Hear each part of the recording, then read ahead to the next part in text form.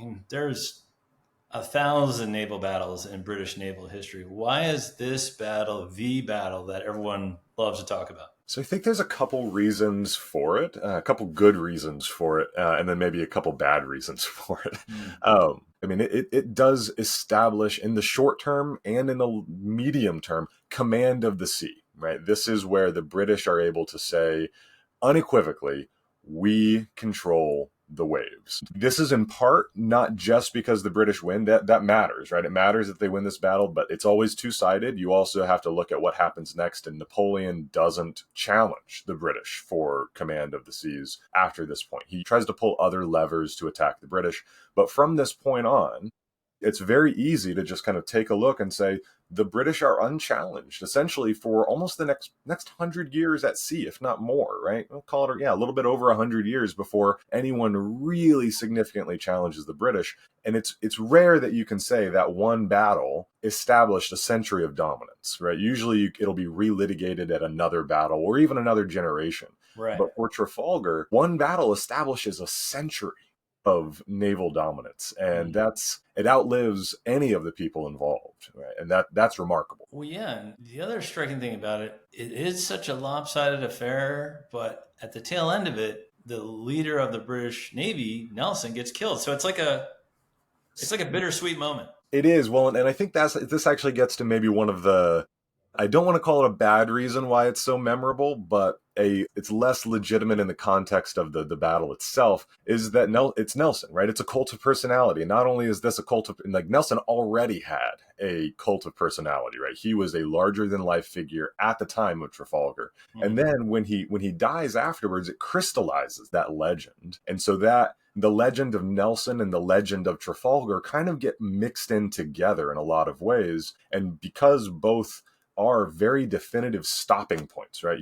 Nelson does not sully his reputation afterwards, right? Or he doesn't do something else that drowns out the majesty of his victory at Trafalgar. That's it. That is the beginning of the story of British naval dominance at sea. And it's the end of the story for Nelson. And so because it is such a final moment, both in terms of the political strategic landscape, but also in terms of the cultural landscape of who Nelson is to the British imagination, it serves as this focal point of we don't need another story, right? We don't need another hero. We have the perfect story. We have the perfect hero. We're happy here. And so that leads to it having an incredible weight in the British and then broadly the public imagination. Right. And we'll get more into it on the legacy portion at the end here. But yeah, that kind of sets the table. Let's talk about strategic background. So it's 1803, 1804. Napoleon planned to invade Britain. For those of you keeping score at home, the last time the English coast was successfully invaded was 1066. So it's been a while. French and Spanish fleets needed to secure control of the English Channel. So what is Napoleon's plan here, and how did the British plan to stop him? Yeah, so Napoleon's plan, and I don't want to throw shade at Napoleon, right? He's brilliant in a lot of ways. I don't know that he shines at naval strategy, but his plan isn't a bad one, right? He knows that he has an army massed at the English Channel, and he's not really doing anything else with him in 1804-ish, right? 1804 going into 1805. He's not really doing anything else with them. He is ready to invade, but he knows that he needs to force the English Channel. This is the perennial strategic advantage that the British have, is that you have to be able to have control over the English Channel. Because what you're going to do with all of those troops is you're going to put them on flotillas, you're going to put them on transports, and they're going to be a sitting duck to anything with a cannon. Even if there is a battle, even if you still have to worry, as long as you can have some control for a week, call it control for a week, you get those troops on the transports, you cross, and you just overwhelm the British home defense. That's Napoleon's plan, and that in and of itself is not a bad plan. Mm-hmm. What he realizes in this kind of strategic chain of thought is, well, how do I force the channel? Well, luckily I do have the Spanish as allies. I can bring far more ships to bear, so many more. This is just a weight of numbers, right?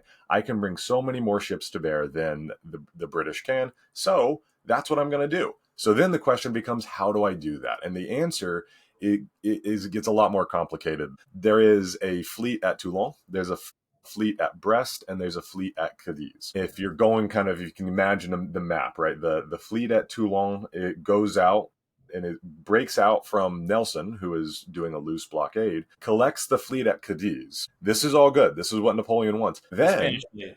The Spanish yes, fleet. the Spanish fleet at Cadiz. Yep. Then they go to the Caribbean. Yeah, yeah.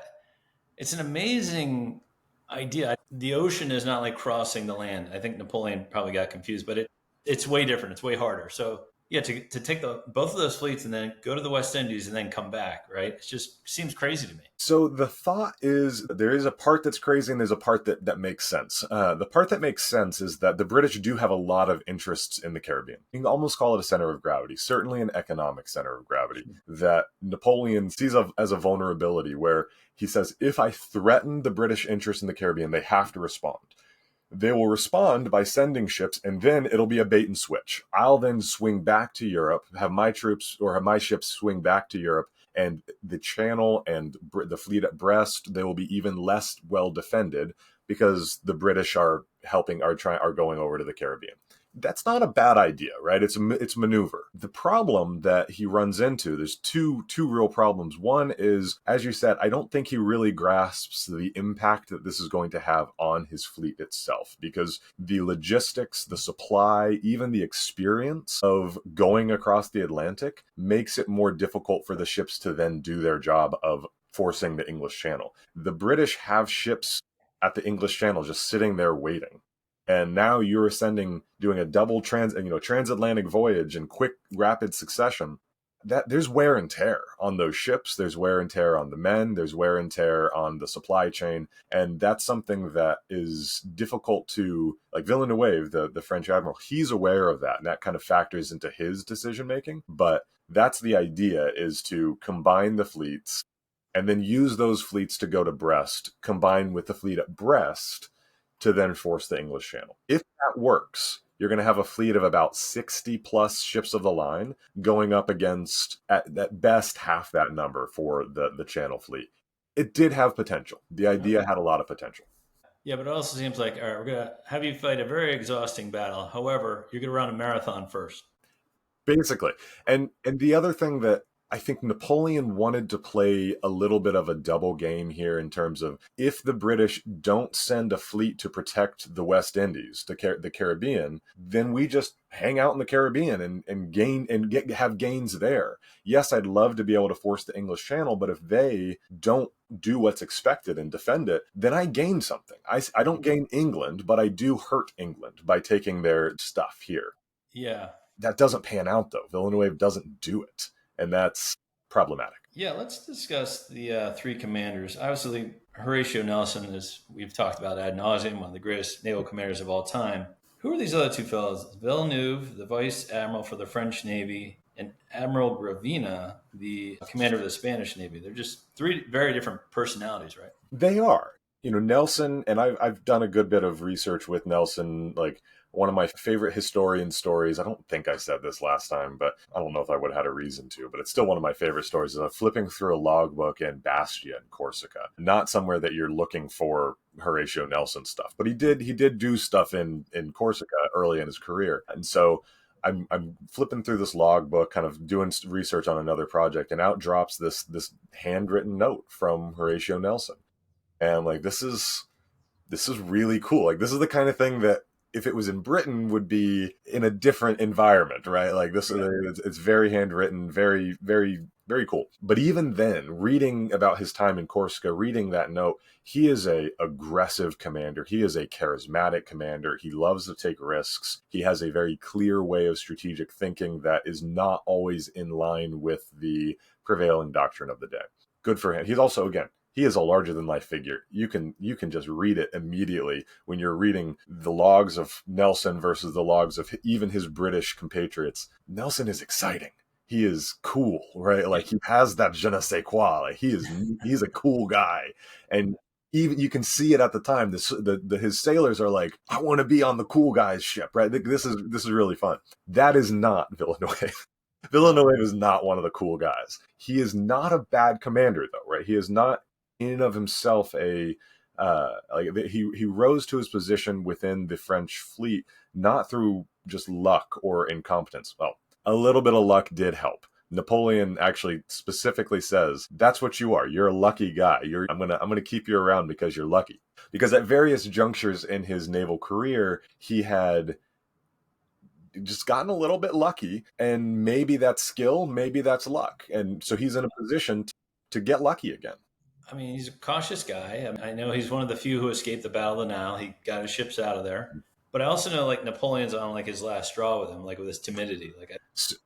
Right. He is frustrated at his, I won't say refusal, but Napoleon's plan really was, hey, wreak havoc in the West Indies to force a response, and then that we're going to get something out of that response.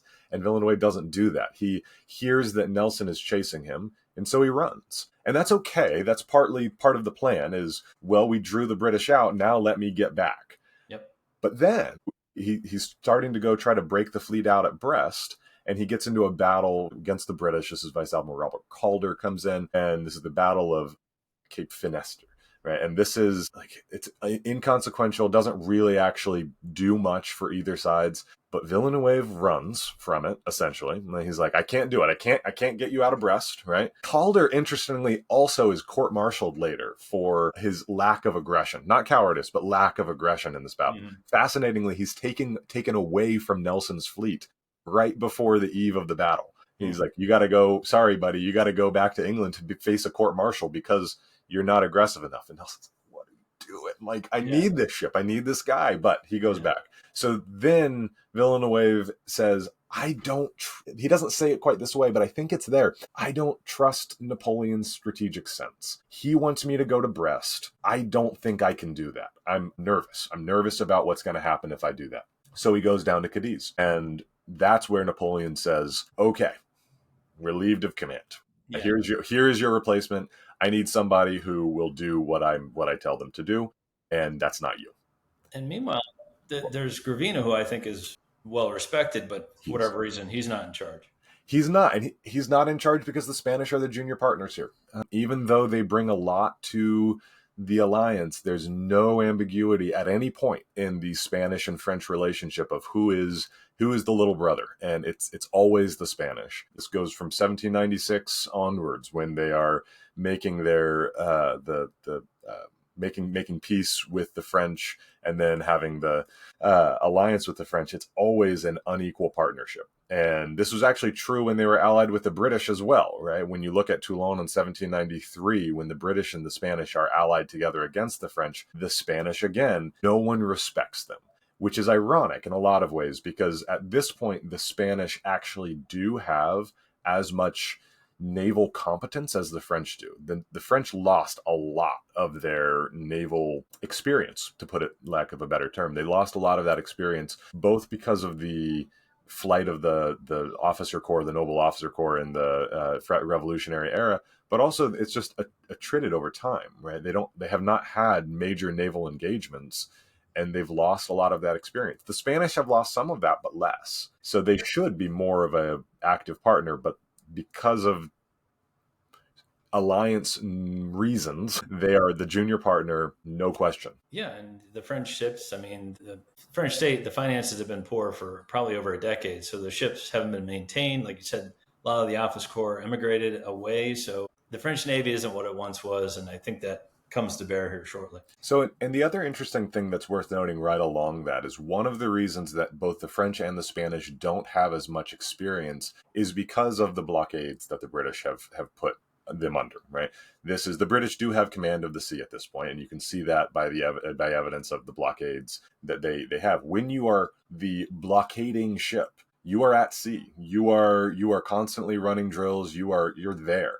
When you're the blockaded ship, you're sitting a lot. And any naval commander can tell you that, idleness is the death of rigor, right? Like, if you want to actually have an effective fighting ship, especially in the age of sail, expertise matters, and they're getting lazy. They're getting bored. They're at port. They're blockaded. They don't have the experience of actually doing naval battle. Yeah, no, that's a really good point. Well, it seems Villeneuve gets tipped off that he's going to be replaced. So I think he's finally motivated to action. What are the French? What are the forces involved? How many does each side have in terms of ships and men and all that kind of stuff? Yeah, so on the simplest way of 30, we'll just say 33 ships of the line combined, French and Spanish. And it's worth noting that the French ships and the Spanish ships in particular, they have bigger ships. They have more cannons, unequivocally. They have some of the biggest ships of the line that are at sea at that point, and they're in this battle, right? The British, on the other side, have 27 ships of the line. They are relatively unified. That's a big difference between a joint command versus a unified command. But in terms of sheer numbers, the British are outgunned. There's no two ways about it. In terms of the men involved, this is even more stark in a lot of ways, where the estimates are around 30,000 French and Spanish together, which that's a lot of people on these ships, right? Right. It's a lot. They are packed full. Right. And interestingly, they are not at full complement. Particularly the Spanish are not at full complement for this battle. The British aren't really either, though. They have 17,000 ships or men in their combined together in their ships. And they also are feeling some of the burn of manning shortages, but they are more competent and more confident in the people that they have than the Spanish and French are. Yeah, and so looking at it on paper before the battle begins, the French and Spanish have bigger ships, they have more men. And so I think that's all the more surprising, like what happens. Like it's just a rout, but before the battle, you're like, all right, well, this might be a good battle, you know? Right. And it's an interesting, like, Villeneuve wants to go out and take the battle after a fashion, right? And like he this is to your point earlier, that he knows he's going to be relieved and wants to put a lie to the rumors of his cowardice or his ineffectiveness. He's like, no, I have a bigger fleet. And that's part of the orders. Part of the orders that he has is, if you encounter a numerically inferior British fleet, engage and destroy, right? Mm. And so he's like, okay, like what do I have here? A numerically inferior British fleet. I'm going to join battle. Do I actually think I'm going to destroy it? Probably not, but I am going to join battle with this numerically inferior fleet. Okay. So he rolls the dice. How does the battle begin on October 21st, 1805?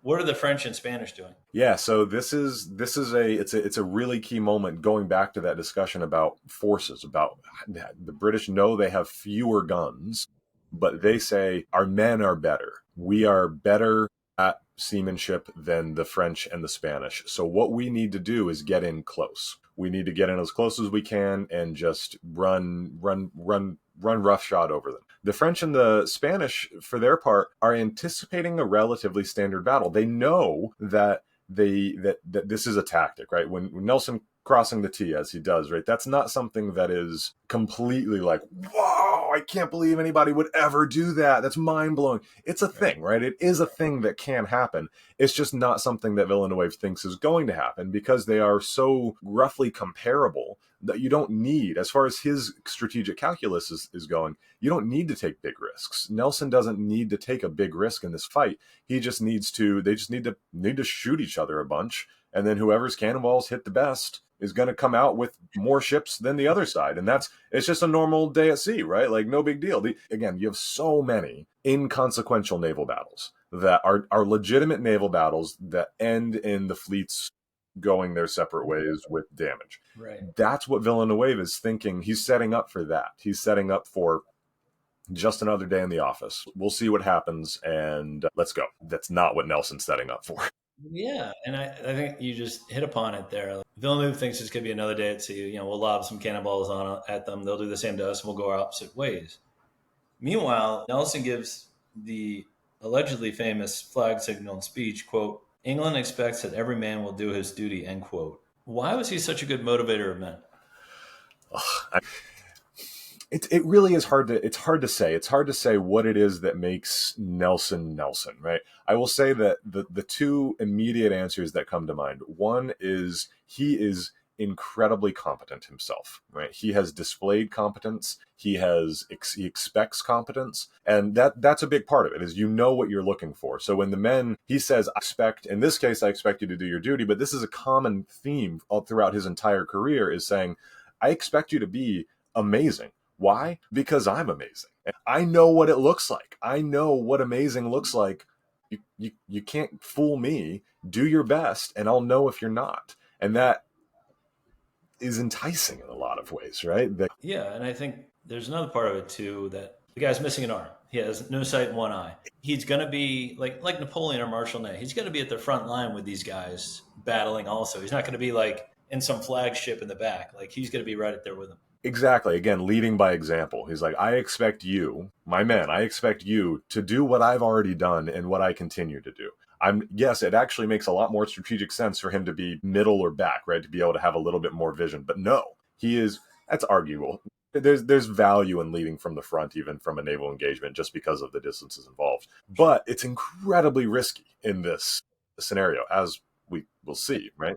But again, he says, this is what I'm doing. I am leading by example. So when he says, I expect everyone to do their duty, there's this implicit understanding of, because I am, right? If you follow me, because I know where I'm going and I know what we're supposed to be doing. And that is appealing to his men. And yeah, he is a crystallization of the British pluck, right? But also competence. And you can't disregard the fact that his arrogance, and it's not really arrogance, it's confidence that is not overconfident. I mean, the Battle of the Nile, right? Like over and over, he displays the fact that his confidence in himself and in his men is warranted. Right. And I remember Wellington had that meeting with him, and he was like, "Oh my God, that's the most arrogant person I've ever met in my life." But like you said, it's not arrogance if you've done everything you've said. Accurate self-assessment, right? That's what I tell people all the time. I'm like, no, I just understand. Accurate self-assessment. Yeah. But the other thing that it mirrors in here, and this goes even to the strategy, so the second to last message he gives is, England expects that every man will do his duty. He initially says confides that every man will do his duty, but his signalman says, hey, I don't feel like spelling that. Can I just do expects instead? And Nelson's like, actually, that sounds better. Yeah, go with it. I didn't know that. That's awesome. Because expects is one signal, whereas confides, they would have had to do like CONFIDES. So there actually is made more sense. But then he puts up another. After that, everyone is like, "Oh yeah," cheering. And Collingwood, the commander of the other line, says, "Of course I'm going to do my duty," kind of jokingly, like, "No, that was a wasted message, right? Like, of course we're going to do our duty." But he says it kind of in good humor. But then the next message that he puts up is, "Engage with the enemy more closely." Mm. And he leaves that is the signal, right? There is no other strategic guidance for his sailors. It's engage with the enemy more closely. And this gets to that other element of why he's such a compelling leader. He trusts his men, right? He says, I gave you the vision. We met for dinner the night before, and I gave all my captains the vision. Now it's on you guys to execute. I'm not going to micromanage. I have confidence in you. Overconfidence, maybe, but not in this case, right? Like, I have confidence that all I need to do is tell you, go that way, and you're going to win. Yeah. Yeah. And Napoleon did that too, to a degree. He micromanaged it. But he said, look, go take that hill by 9:15 a.m. I don't care how you do it. I'm going to leave that to you, but that's what I expect of you. Yep. Engage with the enemy more closely. Like, I love that line, because you can see so often even in naval battles where, going back to Clausewitz, right, fog and friction emerges, and you see this, that Nelson is planning for this. He says, implicit in that is, I know I'm not going to be able to give orders. Once this actually gets crazy, my whole strategy is predicated on not being able to give orders, because I don't want the other guy to be able to give orders too. And when we go head to head, my guys are better.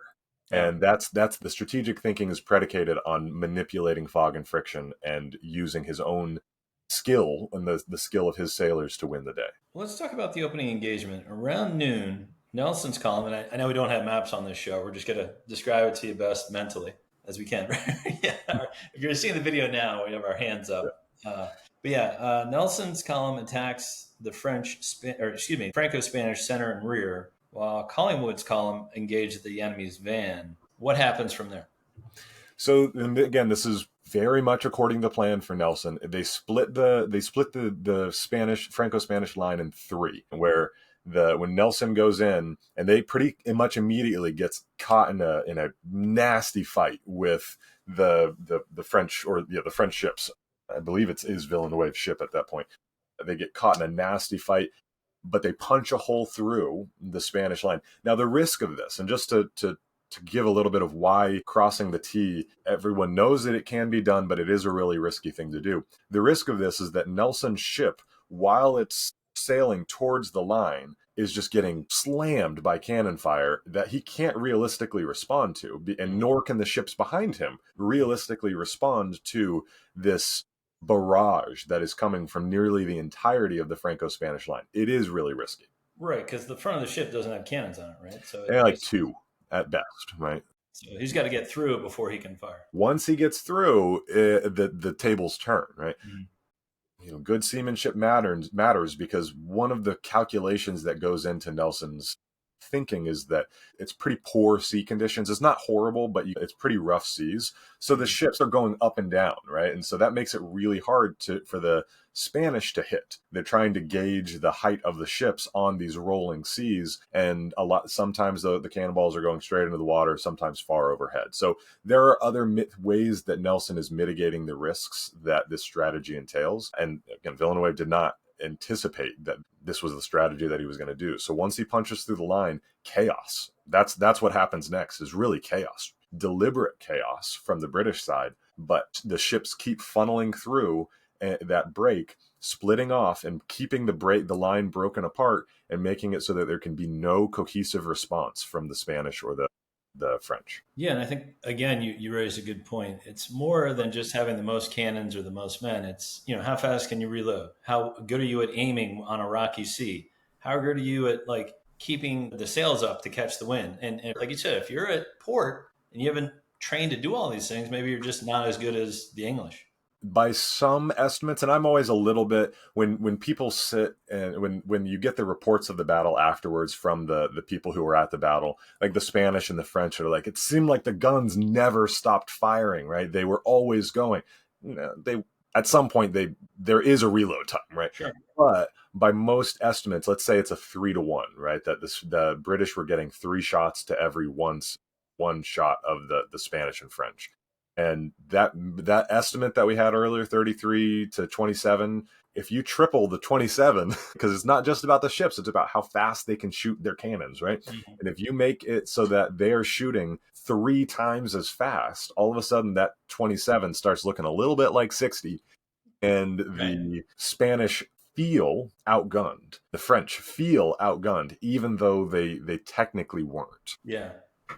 Well, we're engaged now, furious close quarters fighting. British ships like HMS Victory and Royal Sovereign are at point blank range, and quickly it seems the British are dominating. How's this possible? Just everything we're saying, or why aren't the French inflicting as much damage? I guess.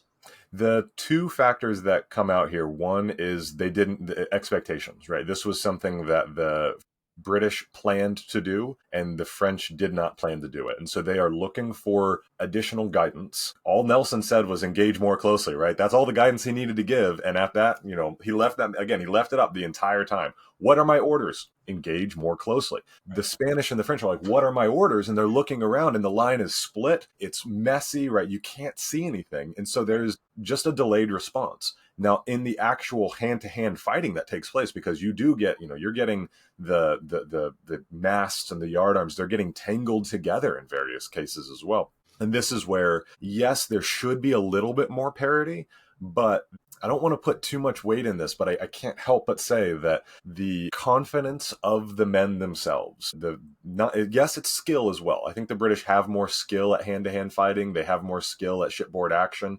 They have more skill there. But I would argue that the reason why you see it is a massive difference. Confidence matters so much. So that is, to me, the biggest explanation of why we see the massive amount of discrepancy between what they should have done on the Franco-Spanish side and what they actually achieved on the British side.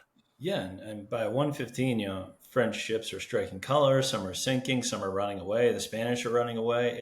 It's over pretty quick. It is. I would say it's over when the Victory punches through the Franco-Spanish column and doesn't go down, doesn't strike colors, doesn't falter really. At that point, it was going to be very difficult for the French and Spanish to win. And that, again, is partly why they act in the way they do, is because they know that I think they can assess, they can see on an individual sailor level and on a leadership level. We need to probably run, and they can't because they're split and it's a complete mess. Yeah. And it's really interesting. Nelson realizes, oh my God, this is going to be my greatest victory ever.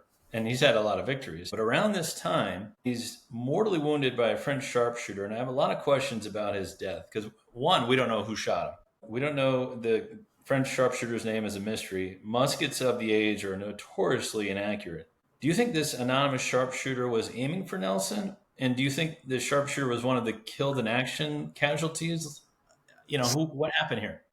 I'll give you my, again, this is my sense. Do I know for sure? Of course not, right? But I do think there was probably aiming, right? I mean, this is one of the things that the French and then the British did as well, but the French were pretty good at, was saying, let's pick off the officers, right? Like, this is command on a naval vessel is very delicate, right? Where, as we see in the kind of the macro sense of the battle, once that command structure dissolves, chaos ensues and fighting effectiveness is reduced almost to a negligible state.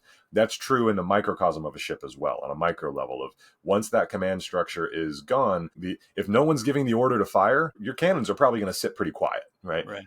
Now, the British have ways of mitigating this, knowing that that's a vulnerability. They drill in the chain of command. So this is not something that, in this case, it was not going to be a huge vulnerability, but this is the going in theory of why they are trying to pick off as many officers as they can. Now, does he see that it's Nelson? I would have to say probably. Like, he's a distinctive figure, and he looms in the French imagination just as he does in the British imagination. Maybe it's the nature of the industry because he doesn't die right off the bat. I think it goes into his spine. They have to bring him below deck. Yeah. I've been on the Victory. They have the spot where Nelson fell, and you go down, and I'm a pretty tall guy, and I'm actually shorter than Hardy, Thomas Captain Hardy. I'm shorter than him, and like, this would be not very comfortable to be down here. It's why he was up on deck all the time, I guess. But yeah, it was absolutely a lucky shot, and I would bet that either the person who shot did not know. It was just, I don't know that I hit Nelson, right? I shot at an officer. It was chaos. There was a lot of stuff. Did I hit him? I saw him go down. Maybe that was shrapnel. I don't know. There's so much stuff going on that it's likely that no one was going to be able to definitively say in that moment, that was my shot. Yeah, you're right. There's quite a maelstrom of cannonballs and musket balls flying around and stuff blowing up. Right. And you likely have 5 people taking the same shot. And most of the time, none of them are hitting. When one hits, you're not going to know exactly who's hit. Well, you mentioned Hardy. What were Nelson's final moments like? Yeah, he knows that his backbone, and he says, they got me, got me through the backbone, right? My backbone is shot, is gone. And he knows that there's likely no coming back from that. So sometimes we get trapped into thinking, oh, well, Nelson was the captain of the HMS Victory. No, Nelson was the admiral, and then Hardy was the captain, right? Hardy ran the ship, Nelson ran the fleet. So he and Hardy had a very close relationship, a very close relationship. We're good friends and good colleagues. So when Nelson is shot, Hardy almost immediately comes to him, and Nelson is still trying to get a sense of what's going on. Like, have we won? I think we're doing pretty good, but I can't see right now. He's still trying to get these updates as they're taking him down below decks to get him into more comfortable and to get him whatever help they can. He sees one of the guys at the tiller, and he's like, "Oh no, you need to, do this instead of that." And he's trying to help out again. That competence of he is looking around while in excruciating pain and trying to do everybody's jobs for them in a bit of an arrogant way, but also in a way that endears him to people of like, don't worry, sir, I got this, right? Yeah. Like, you got other things to worry about. And yeah, it's hot, it's messy. He's asking for fans, he's asking for drinks. Like, he's in a lot of pain. But at the very end, about 2:30, where I believe it's Hardy that says victory's complete, right? We like the kind of the metric that he gives is 15 of the 33 ships have struck their colors, and none of ours have, right? That is the devastating complete victory that Nelson envisioned, right? And that was already essentially a done deal, and that was what Nelson wanted. He was like, I am going for the knockout blow. Back to that original question of why does this loom so large in the public imagination? He went for the knockout blow and he hit it, right? Yeah. But he's below decks and he hears this, and he, theoretically his last words, thank God I've done my duty. I think this is probably not actually the last words. If I had to guess, that's put in afterwards as like part of the legend. What I choose to believe are his last words is the last words that we do know definitively that are recorded are "Kiss me, Hardy," right? Which is kind of spawned some like, oh well, maybe there's more going on there. But this is just I would read it as a pretty clearly kind of brotherly affection of, I'm dying, Right. and You want your best friend close to you, and yeah. exactly. And Hardy leans down, gives him a kiss on the forehead, and Nelson passes away. He Yeah. may have murmured at the end, "Thank God I've done my duty." I think that's possible. If that happened, good for him. I think it's more likely that in that final moment, he is in that moment happy to know that his duty has been done. Well, let's discuss the aftermath and the outcome of the battle. As you mentioned before, I think British victory is total. 22 Franco-Spanish ships were captured or destroyed. No British ships are lost. Do we know how many men died on each side or were casualties? It's on the it's a very very small amount for the British. Let's say for the French and Spanish, it's around 4,000 killed in action, with another 7-ish taken prisoner, 7,000 taken prisoner. I mean, honestly, that's a massive killed in action account or a killed in action number for a naval battle. You can get a lot of casualties when the ships go down, but because usually it is just a clear like, okay, we've lost, disengage, and this one it was very difficult for them to disengage. So for the British, it'd be about 1,500 is the high. That's total killed and wounded. It's a lot less killed, 500 killed, with about 1,000 wounded. There's some difficulty in assessing all of this, but general numbers about right around there. Yeah, so it's almost like a 5 or 6 to 1 ratio. I mean, it's bad. Napoleon's reaction, and we have to discuss what happens to Villeneuve allegedly in prison later. What is Napoleon's thought of all this? So Napoleon obviously not well pleased, but it's also important to note that he's already called off the invasion, right? Trafalgar is not an afterthought, but as far as the invasion of Britain goes, there is not going to be an invasion of Britain in 1805. Does not matter if the tables are turned, right? Like if the Franco-Spanish fleet has as much success as the British one did, right? If you completely flip the tables. Now, eventually, in that case, yes, Britain would have been invaded because command of the seas would have been lost. But regardless, those troops that had been on the border of the English Channel, they were out at Ulm and then Austerlitz, right? Like, they were gone. Yeah. Doing really impressive things, for the record. So Napoleon's reaction to this is certainly frustration at Villeneuve, right? Frustration at the loss, recognizing that this was probably one of the best shots that he had, if not the best opportunity in a specific battle, that from here rebuilding the fleet to be able to contest sea power was going to be incredibly difficult. It's not to say he doesn't, right? He does invest in naval rearmament and rebuilding so that he doesn't completely give it up to the British. Right. But from this point, his strategy to attack Britain fundamentally changes, becomes far more economic and diplomatic as opposed to military. What happens to our friend Villeneuve, though? Yeah, so he's captured. Now, Gravina, for the record, he has his arm shattered and dies from his wounds, just to kind of close that. He dies about 6 months later. And when he dies, he kind of says, I'll be in the company of Nelson, right? He has this honorable end, as opposed to Villeneuve, who does not necessarily have nearly as honorable of an end. He is, I don't want to say he's a scapegoat, because I actually think he is to blame for a lot of this, right? Well, yeah, and I'm going to ask you that too. Like when we Monday morning quarterback it, like what percentage is Villeneuve at fault? Obviously, Napoleon has some fault in it. So yeah, Villeneuve, he makes the wrong call in that he sails out, and Gravina says we shouldn't sail out, right? We should wait for reinforcements. Even something as is not, it's not insignificant that there had just been a bout of yellow fever. Anytime you go to the Caribbean, you're going to probably have some yellow fever, and that happened for the Franco-Spanish fleet. And so Gravina, at the very least, is saying, let's just recover and then go out. These things are not in our favor. Villeneuve says, no, we're going out. That's a bad decision. When faced with Nelson, though, when faced with kind of the really pretty spectacular leadership that Nelson provides, it's hard to say that there would have been a different outcome, right? So if you put Gravina instead of Villeneuve, all that changes is that the battle doesn't take place right then. Right. But I do blame Villeneuve for that decision to engage in an unfavorable scenario and thinking that he was going to have what we call a cooperative adversary, right? That your adversary is going to think in the same way that you do and do what you want him to do. Yeah. Nelson was an uncooperative adversary, and Villeneuve made very poor assumptions thinking that it was going to go his way. And then he makes another bad decision. The British release him from captivity, and for some unknown reason, he goes back to France. That's the last place I would have gone. Yeah. Yeah. Yeah. It's hard to read whether he is a true believer or not, right? This is one of those difficult things to assess. He is in the Navy before the French Revolution, drops the noble affectation during the French Revolution, stays in, again, is lucky at the Nile, things like that, but he's committed, right? And I would go so far as to say that he is a patriot, right? He is someone who is not just in it for his own personal aggrandizement or wealth. He's in it because he believes in France. And therefore, to a certain extent, we can say believes in Napoleon, right? That France is under, like, he wants to be part of this vision, and his patriotism is not valued, put it that way, and ultimately likely commits suicide at the end. I mean, you can conspiracy talk that Napoleon had him killed, whatever.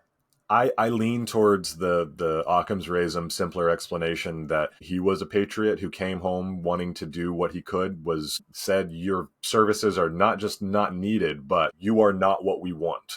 And we want to erase your memory. And that cognitive dissonance resulted in him just saying, well, I have nothing to live for. I've lived for this country. I've lived for this Navy for most of my life. And if I can't live for that, then what is there worth living for? Right. Well, let's talk strategic consequences. Obviously, this ends Napoleon's hope of invading Britain, establishes British naval supremacy for the rest of the Napoleonic Wars. As you alluded to at the beginning of our podcast, secures British naval superiority for the next 100 years. Is that accurate? I mean, I guess it is in Europe at least. Maybe it is worldwide. I mean, it's not that no one else sails, right? And this is kind of one of the things that it matters what you do with it. When you have that power, when you have that command of the sea, what do you do with it matters. And the British could have said, we are going to be heavy-handed. But really what they did was go into the 19th century and establish their 19th century version of imperialism through a little bit similar to what the United States does in terms of the freedom of navigation, saying, we are going to benefit most from free seas, and so we want to protect the freedom of the seas. If you want to try to contest that, you're going to have to contend with the greatest navy of the time, and we are going to grow our empire because we are just better. We have more ships, we have a head start, we have all of this in our back pocket. So what you do with that control matters, but it was Trafalgar that established that control.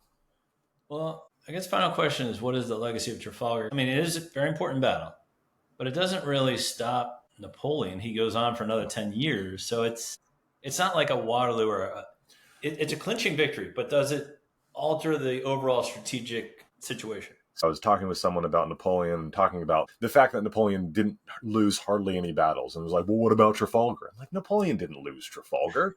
Like, that wasn't Napoleon's. Well, there's a little bit of Napoleon's fault in the sense that he was the head of state at the time, Right. but this was not a military loss that we're going to pin on Napoleon. This is a military loss we're going to pin on Villeneuve.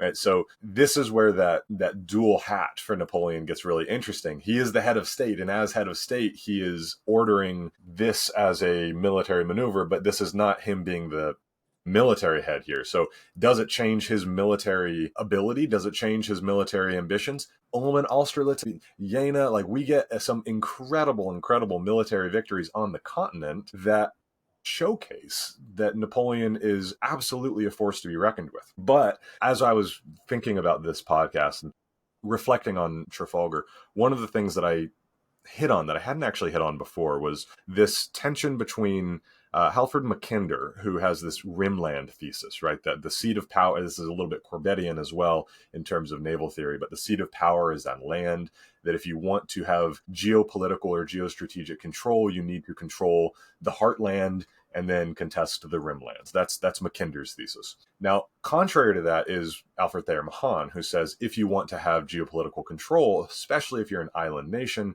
or a nation like the United States bounded on two sides by the sea, what you don't need the heartland, you need the command of the sea. You need sea lines of communication. That's how you actually exert power and geopolitical influence. And Trafalgar plays into that, right? Because you have the British having the Mahanian vision of control. They can't actually do anything on the continent for quite a while. Napoleon has control of the continent, of the heartland. And so you see these two visions of what does power actually look like and how do you actually utilize geopolitical power and authority and position.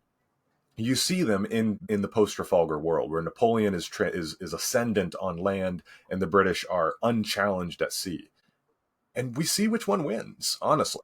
And I'm not just a Naval War College homie here, right? Like, this is like Napoleon struggles with the fact that he cannot command the sea, whereas the British struggle at times with the fact that they cannot command the land, but find a way to influence it nonetheless. Right? They do find a way to influence what happens on land using the availability of sea power. And so one of the legacies of Trafalgar in this broad sense is a vindication. It's not a vindication because Mahan comes much later, but it's almost the kernel of Mahan's idea, the kernel of a lot of the naval strategic thinking that we have right now of how do you turn naval power into long-lasting influence. Trafalgar's the template for that. Trafalgar shows what's possible. I like you recognized your bias there, though. That was good. A little bit. I actually like Mackinder a lot. I think he's got a lot of value. And thinking about Trafalgar was so important to Mahan. And looking at what Napoleon does, you can see Mackinder kind of make some claims there too. And I think there's a legacy on Nelson's part too, because the guy, personal wise, had a lot of drama and scandal. In this end, even though he had all that going on, his mistress and all that, and what a way to end, like in a blaze of glory with your finest victory. Like, it's just incredible. It is, and it did become a big part of the British mythos, right? I mean, you go to Nelson's column, Trafalgar Square, right? That is the center point of London in a lot of ways. It's so critical to who they are. And like I said earlier, it helps that he didn't, like, he had the drama, but he didn't actually do anything. Like, he didn't have the opportunity to ruin his reputation. Right. And I don't think he would have, to be fair. Nelson was a skilled operator in a lot of ways, but it gives the British something to latch onto in terms of the peak, unadulterated, unsullied image of what it is to be British. And British at sea, right? Like, Wellington is brilliant in a lot of ways, but Wellington does not have that same mythical quality. And I think that's in no small part because his army, right? Like, the identity marker is not there for the British sense of self, whereas for Nelson it is. And he goes on, Wellington, to have mixed results kind of as a prime minister, and he lives a long life, and maybe he doesn't have that glory that he had at Waterloo when that was the peak, kind of like Nelson at the peak at Trafalgar. Wellington had died at Waterloo, what a great blaze of glory. But yeah, if you live long enough, maybe your star isn't as impressive as it is at your peak. Right. And there is, the British Navy becomes such a core part of who they are and what their power is and what their identity is. It had been before that as well, but this solidified it and rigidified it in a lot of ways that you see last into the 20th century and even to a certain extent still today, right? The Battle of Trafalgar is essentially it's certainly a naval holiday, and it's a holiday. Yeah. Big part of who they are as a nation. Yeah. Well, thank you for that, Josh. Excellent overview of Trafalgar. Really good stuff. Again, Josh is going to appear at Politics and Prose in Washington, D.C. in October and January. If you want to go online and find that, I recommend it. And we thank him always for his time. This is always fun. Have a blast, and hopefully I didn't make too many hand movements for those who are just listening. I gesticulate wildly, but yeah, always fun. Hope this was useful. Yeah. And again, we'll put all episodes online on YouTube. All the videos that we record go on YouTube. If you don't have Spotify and you want to see the videos, please check out our YouTube channel. And yeah, Josh Meeks, thanks so much, bud. Have a good one.